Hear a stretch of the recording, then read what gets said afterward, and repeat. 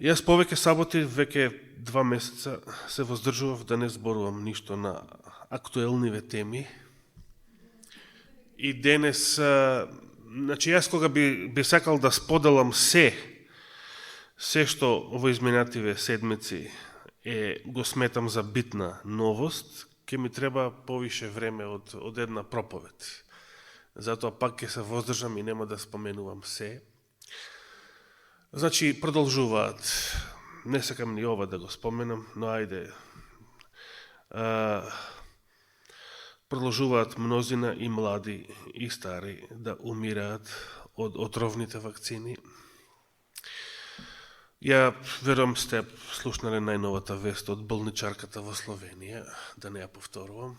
Само внимавајте да не ви излаже ѓавол да идете да примате вакцина, затоа што шишенцето означено со единица е плацебо, односно обичен раствор, како што таа рече, таа посведочи. Значи, не треба да веруваме, може би и тоа пропаганда, за да ве навлечат. Да си отидеме, да си земеме вакцина со бројчето 1, што го примаат политичарите и тајкуните, и ке си имаме документ, ке си бидеме безбедни. Значи, не треба да им веруваме. Значи, да не се излажеме, само го наведувам како предупредување. Деновиве Антони Фаучи призна, го натера, веќе го фатија на лага, не можеше да мрда. Призна отворено во Соединетите Американски држави дека вакцинацијата е неуспех, тотален неуспех, дека овие вакцини не се ефикасни за борба против болеста COVID-19 или вирусот и како сака, или разните соеви и така натаму. И представуваат тотално промашување. Истовремено, слушаме и некои други информации. Се обидувам да не кажам се, туку нешто што е најбитно. Да споменам нешто што е малку постара информација, му ја кажав на Борче, дали минатата сабота или уште пред тоа, не се сеќавам.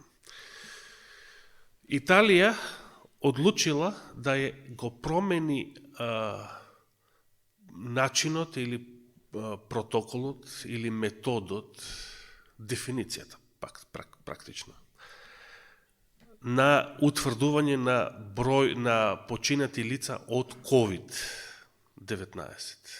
Значи, и решила, ако се докаже дека починатото лице имало вирус или позитивно, пак и тоа според лажните тестови, нели, неверодостојните, нема да се прогласува автоматски дека починало од COVID, туку ако тоа лице веќе се имало некои други хронични диагнози од други болести, значи ќе се смета дека починало со вирусот, но не од вирусот COVID. Само затоа што Италија го промени тоа, смртната стапка на починати од COVID падна за 94%. Значи, Италија деновиве докажа, иако таму е се уште многу строго, според она што го читам барем, Италија докажа дека сите држави од лани наваму лажеа за бројот на починати од COVID и дека целата пандемија се заснова на лага. Пред да избие пандемијата, Светската здравствена организација ја промени дефиницијата за пандемија и во меѓувреме уште лани е променета дефиницијата за вакцина. Значи, вакцина од секогаш било нешто што наводно те штити од тој и тој вирус, односно од таа и таа болест. Сега вакцината нешто може да се нарекува вакцина, иако не те штити од таа и таа болест. И ако пак умреш од таа и таа болест. Со промена на дефиниции го мамат светот. Во Израел веќе е во тек така наречената 4-та доза. Еден куп почнуваат да умираат со 2 дози, тоа е веќе старо. Некои почнуваат со 3-та доза. Не се битни сега тие информации и податоци. Но сакам да споменам нешто битно. Веќе сме година дена, речиси не сосем, речиси година дена, уште некој месец фали, откако е почната ова вакцинација против COVID-19. Но еве, и 11 месеци е доволно време за да се родат првите бебиња на вакцинирани родители. И овој месец е забележано висока стапка на смртност на новородени бебиња. Значи се раѓа бебе со срцеви мани, заболувања, умираат бебиња. Да, и фетуси, да. Толку масовни размери завзеде ова трагедија, толку на зголемена стапка на смртност на новородени бебиња, на бебиња воопшто. Како последица од вакцината, што CNN, познатата лажга во Соединетите Американски држави, мораше, место да се кјути, како за многу претходни ситуации, сега мораше да искочи и глупаво да излаже, значи мораше да каже глупава лага, затоа што подобро глупава лага, па има доволно будали што ќе ја поверуваат, отколку да молчат. До сега медиумите молчеа за трагичните ефекти на овие отровни вакцини. CNN излажа дека бебињата умираат заради климатските промени.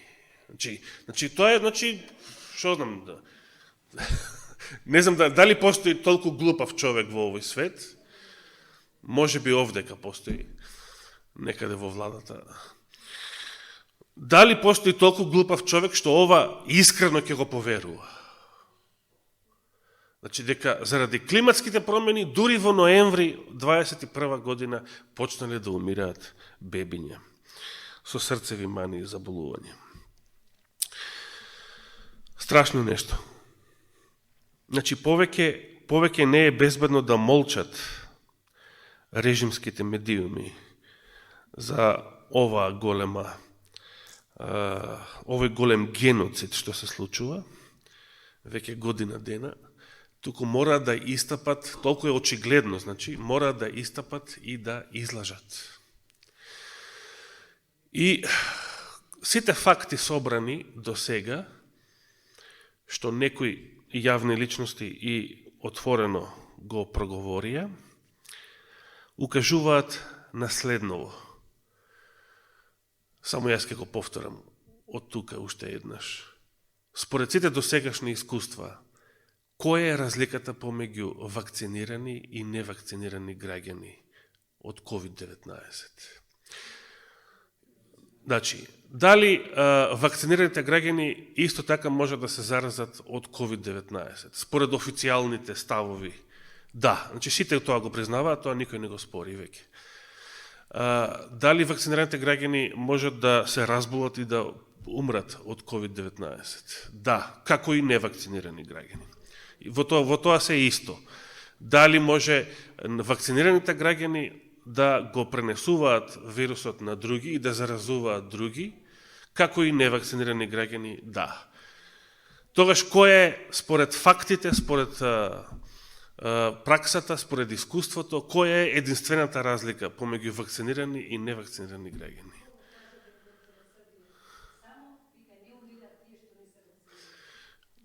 Вака е вакцината. Значи, умираат и едните и другите, туку оние што не се вакцинирани не можат да умрат од вакцината. Тоа е единствената разлика. Според тоа, кога владите и режимите во светот притискаат, кога ова глобална диктатура притиска за вакцинирање, уценува за вакцинирање, што сака да постигне? Да постигне зголемена стапка на смртност, на што е можно повеќе граѓани деца, млади, стари, од вакцината. И сега солунскиот евреин, председателот на Pfizer, Алберт Бурлас, излезе деновиве со изјава дека веќе нема да има крај на овој геноцид. Оние што се надевале дека со трета, со четврта доза можеби ќе има крај, нема да има крај. Алберт Бурлас потврди уште една поранешна теорија на заговор. Значи, све денес потврдуваат еден куп поранешни теории на заговор, ги потврдуваат, ги докажуваат. И Бурлас изјави дека секоја година редовно ќе се вакцинираат луѓе против ковид. Значи, секоја година веќе сезонски ќе ти стане тоа обврска за вакцинација и тоа нема да има крај.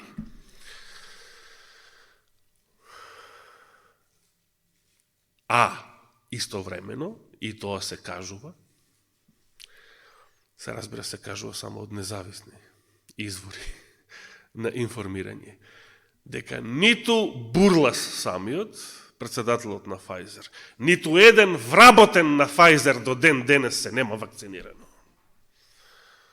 И тоа е факт. Немилосрден, но вистински факт. Освен ова со бебињата кое што беше најнов феномен и толку страшен и толку очигледен што ни самите проституирани медиуми, конкретно CNN во Америка, не можеше да молчи повеќе, мораше да излезе, макар и со глупава лага, бидејќи попаметна лага не може да измисли. Освен тој феномен, би сакал да споделам со вас еден друг необичен феномен, што никогаш порано не се случувал во историјата на човештвото. Кој е тој феномен? Видите, ова нема да го слушнете и не сте можеле да го слушнете од режимски медиуми, од партиски медиуми. Иако некој во светот, некои медиуми, како BBC во Британија, го кажаа ова, но кажаа само за известија само за своите земји, но за да се собере комплетната слика, да се добие на мозаикот, потребни се и тука многу независни медиуми. Кои се најздравите луѓе во светот? Општо кажано. Тоа се младите луѓе и меѓу младите кои професии и занимања? Спортисти, све што е поврзано со физички спорт. Атлетика, фудбал, кошарка и така натаму. Физички спорт.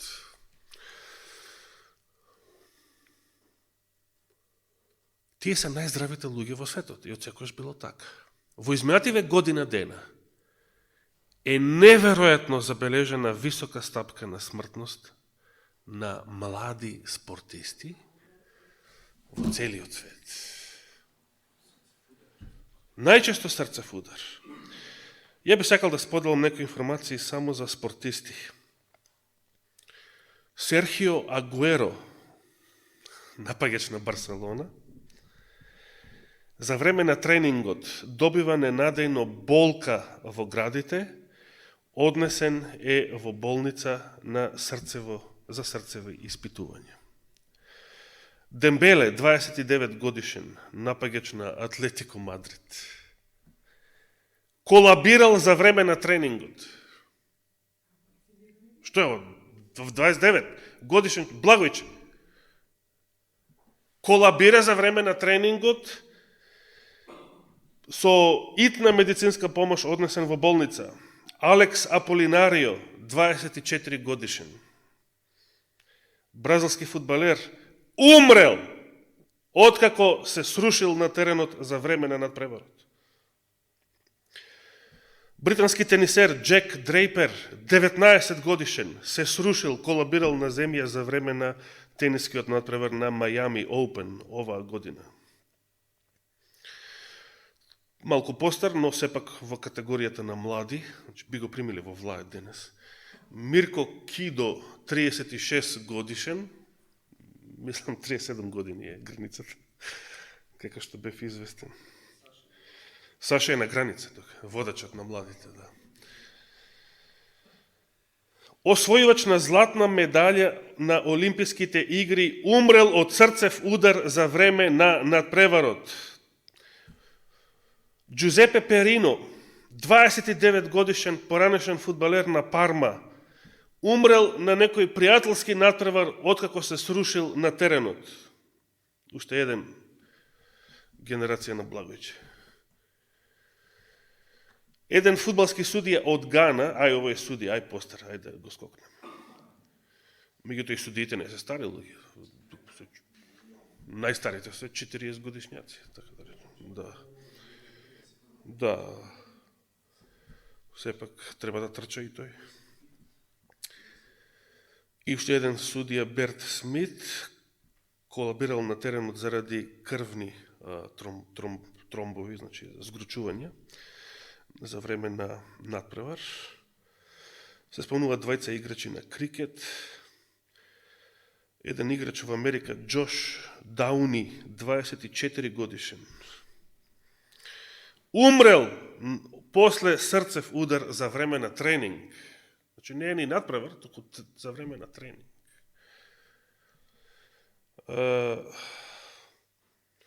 Еве некој помлади. Уствари има еден 33 годишен одбојкар, се срушил, колабирал на теренот за време на надпревар. Сите овие податоци се наоѓаат во хрватскиот портал logično.hr, но самиот портал наведува за секој поединечен случај од кој медиум, од кој извор го црпи податокот. Гарисоне Инокент, 20 годишен, паднал во несвест. 20 годишен паднал во несвест заради абнормален електричен импулс во срцето за време на надпреварот. Некој си Исан Джовани Трехо, 16 годишен фудбалер, 16 годишен, Моника, се срушил на теренот за време на надпреварот. Самуел Калу, познатиот фудбалер, 24 години, моментално за Бордо игра, се срушил на надпреварот за време на фудбалски надпревар, ова го известува BBC. Рој Батлер, 23 годишен, ирски фудбалер на фудбалскиот клуб Уотфорд, умрел откако се срушил на надпреварот за време на надпреварот. 23 годишен.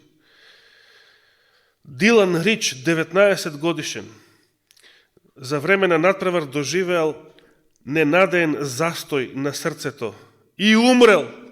19 годишен. Ова BBC исто го известува. Камерон Дейл, 29 годишен австрийски едриличар, умрел веднаш по катастрофален мозочен удар. Споменуваат двајца млади фудбалери од средно училиште, значи средношколци се уште, од подмладокот во Колумбија, кои што умреле. Том Фелтон, 34 години, колабирал за време на неговиот надпревар по голф. Франсис Перон, 25 годишен, фудбалер на Отава, дали се мисли на Канада, веројатно, умрел веднаш по завршувањето на некој негов надпревар. CBC канадскиот медиум го известува ова, значи режимски медиум. 25 годишен. Еве еден 37 годишен, поранешен голман на Сентс. Умрел и тој. Джими Хейс, 31 година стар, поранешен играч на Брунс, неочекувано умрел. Бостон Глоб го известува тоа. Клейк Келт Нуис, 31 годишна,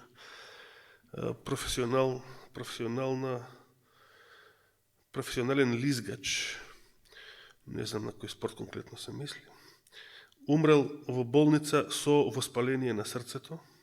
Џон Стоукс, 21 годишен спортист на Тенеси, хоспитализиран поради воспаление на срцето.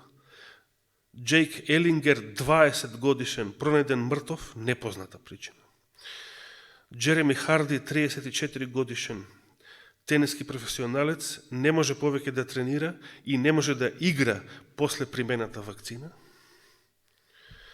Франческа Маркон, 38 годишна одбојкарка, не може повеќе да игра, има перикардитис веднаш после примената вакцина. Юсуке Киношита, 27 годишен професионалец по бейсбол, умрел 7 недели по примената вакцина. И списокот продолжува. Сега и со војници од војските на разни земји, но тоа веќе не го читам, поентата ми беше млади спортисти. Не постои, не може да се измисли лага за некоја друга причина.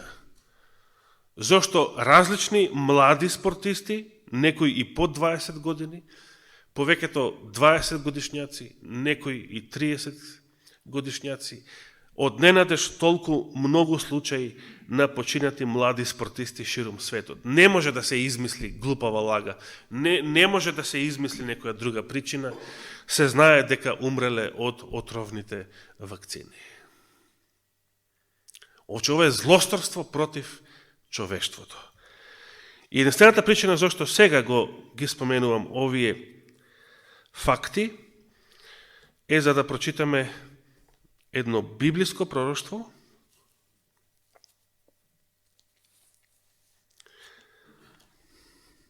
во книгата на пророкот Даниел, во врска со зверот,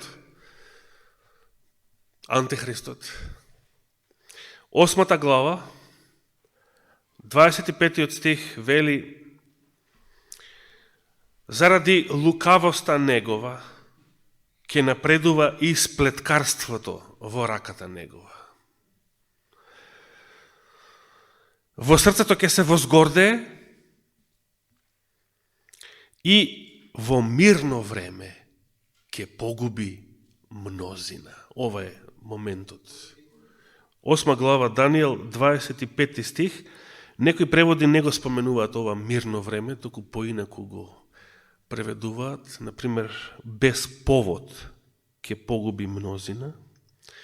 И потоа вели, тој ќе се крене против кнезот над кнезовите, значи против Христа, господарот над господарите, но ќе биде победен не со човечка рака. Значи, овој последен глобален фашистички режим начело со Антихристот, начело со првиот звер, начело со црниот папа, ќе биде победен и уништен, но не со човечка рака. Значи, ќе биде победен и уништен со Божија рака. И јас не знам дали во историјата, освен пред овој сегашен геноцид, дали во историјата може да се најде пример на некоја сила, зверска, политичка сила, државна сила, која што во мирно време, значи не во време на војна, во мирнодопско време, погубила мнозина. Некој ќе рече да, Мао Цетунг, Сталин и така натаму. Во ред, но ние сме само на почетокот на овие трагични статистики. Веќе се слушаат гласови дека од следната година наводно натаму не чекаат масовни смртни случаеви. Што ќе биде, како ќе биде понатаму, нека ни е Господ на помош. Но би сакал да споделам уште една работа пред да завршам.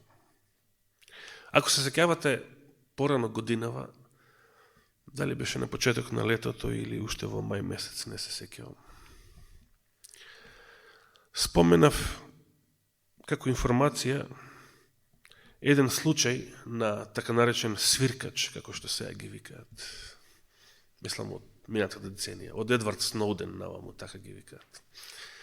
Значи, некој инсайдер, некој што бил позициониран на место од каде што ги знаел сите овие планови, тајни планови за пандемијата и така натаму, бидејќи ова е подготвувано со децении, ниту со години, туку со децении однапред. Ке се сетите кога реков дека некој инсайдер излегол и кажал јавно дека овие планови, светската кабала, елита, како сакате, хелита, јас ја викам, длабоката држава, го планирала за 2050 година. Ова требаше да се случува, да избие оваа пандемија 2050 година. За тогаш го планираа. Но, така беа првобитните планови. Значи, 30 години подоцна, од лани, откако всушност се случи. Значи, донеса, се предомислија, или ѓаволот им нареди, се разбира. Јас тогаш реков дека овие гадови не се водачите на новиот светски поредок. И тие се слуги. Тие се слуги на некои други слуги, чии што имиња не се познати. А и тие се слуги на оние вистинските господари на светот, за кои што и Библијата зборува, кои што не се од крв и месо. Значи, Девид Ајк ги вика вонземјани или рептили, но Библијата ги вика сатаната и неговите демони. Да, многу просто. Ѓаволот им нареди не 2050-та, 2020-та. Тогаш не знаев зошто, но предпоставив логично. Веројатно ѓаволот знае дека нема време до 2050-та. Деновиве ова се потврди со еден банален извор, од еден банален извор. Значи, однапред кажувам дека и јас се оградувам од изјави што наводно ги даваат некои демони денес. Како што се треба да држиме една здрава резерва и на изјавите кои што ги сведочеше покојниот брат Роже Морно од неговите искуства со демонската секта во Монтреал. Че кога демоните кажуваат нешто, треба да имаме резерва, бидејќи тие не се вдахновени извори, непогрешливи, може би кажуваат нешто лага, за да измамат. Но, во случајов, нема што да лажат, тоа е вистина.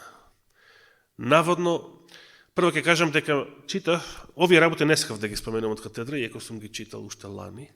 Уште лани читав за еден случај кога беше пролетниот, првиот карантин, кога не бевме ни во црква, кога беше многу што затворено, со политички часови. Во Русија, една обседната девојка или жена, не знам на која возраст, наводно демонот преку неа врескал и зборувал како ве суредивме, како ве затворивме со оваа корона. Значи, сакајќи да каже, тоа беше наш сатански план. Тоа е во согласност со духот на пророштво, бидејќи Елена Вајд читавме што вели, дека амалгамацијата чие дело беше. Тоа беа ингениозните методи на сатаната. Преку неговите методи тој ја наполни и ја исполни целата земја со какол.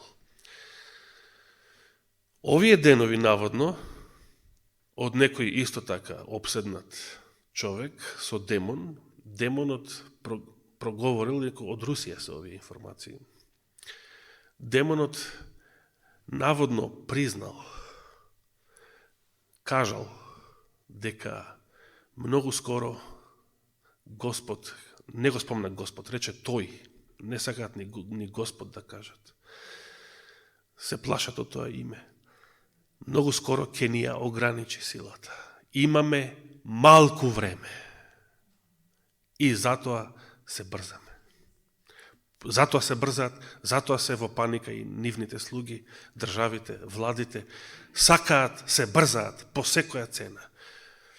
Но, отпорот е исто така голем. И уште не се знае, како што изгледаат работите, не се знае дали ќе падне кризата, пандемијата, дали ќе победи отпорот или кризата уште повеќе ќе ескалира следната година, уште не знаеме. Се молиме Господ да интервенира, да спречи, да порази, да ја одложи, нам ни е заповедено од Духот на пророштво, да се молиме да се одложи последната криза, не ние самите да ја забрзуваме. Но ако Господ решил да дозволи ова да биде вовед во последната голема криза, ако Господ решил овде да биде и крајот, уште во раните 20 години, тогаш нека биде што поскоро и нека е му е фала и слава и нека е благословено името Негово. Амин. Оче наш, ти благодариме за Твојата голема милост и добрина. Ти благодариме што се уште живееме во мир и слобода и за богослужение и за многу приватни активности во нашиот живот. Ти благодариме што се уште купуваме храна, облека, имаме струја, огрев, интернет.